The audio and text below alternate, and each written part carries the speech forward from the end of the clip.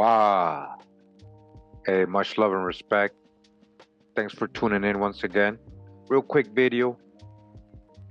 While investigating a lot of the nobles and kings of Europe, when it comes to primary sources and the physical appearances of these people, the descriptions they have in these books, I am running into a lot of different people, so I wanted to go ahead and start showing you guys some of these findings. Today we're going to start with Ludovico Sforza, or the Duke of Milan.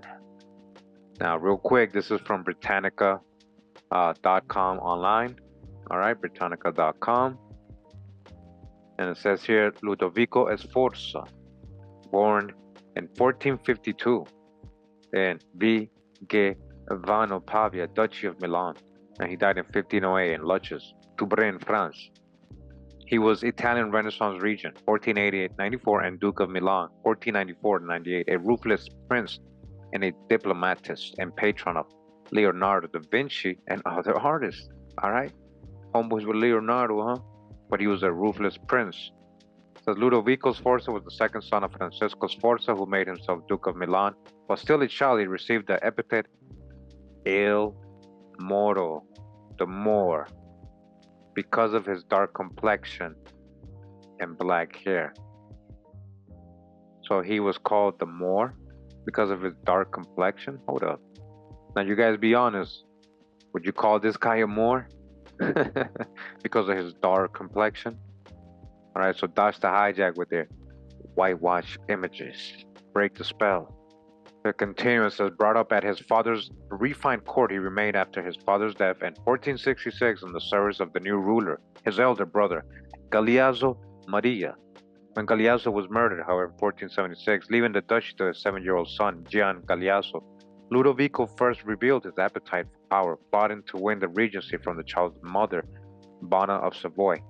Alright, the Savoys. The plot failed and Ludovico was exiled, but eventually, through threats and flattery, won a reconciliation with Bona and brought about the execution of her most influential advisor and chief minister, Sico Simonetta. So just a little brief history of this person. Just wanted to show you guys real quick a book here. Alright, so I want to just show you this book real quick here.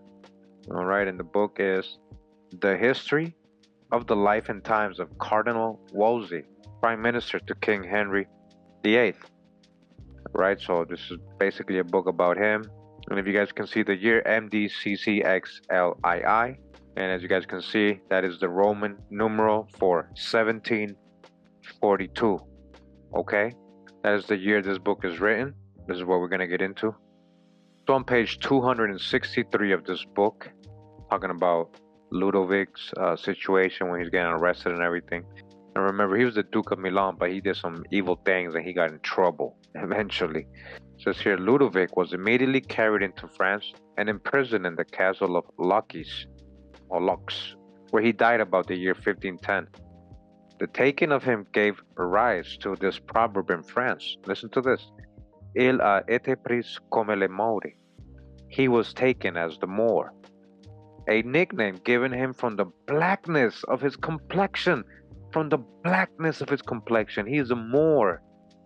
Alright? Such was the fate of this Duke, who deserved no better, having observed the Duchy of Milan from his nephew, whom he poisoned. You see what he did? Committed many treacheries against France and baffled his neighbors, allies, and enemies. Alright, Ludovic, this Moor, the Duke of Milan, this so-called black man, but he was pretty evil. And again, he has been whitewashed. So according to a lot of people, this is, Ludovico right here in this painting where they're saying this is, Balthasar adoring the kid. It's always Balthasar, but they all look different. All these paintings of black nobles and black kings, they were trying to say it's always Balthasar, the Magi. But a lot of people say this is Ludovico the Moor right here on the right, and this is his nephew on the left, Gian Galeazzo Sforza. Alright, you guys take a very good look. Again, he was taken as the Moor, a nickname given him from the blackness of his complexion. We got that from that book from 1742.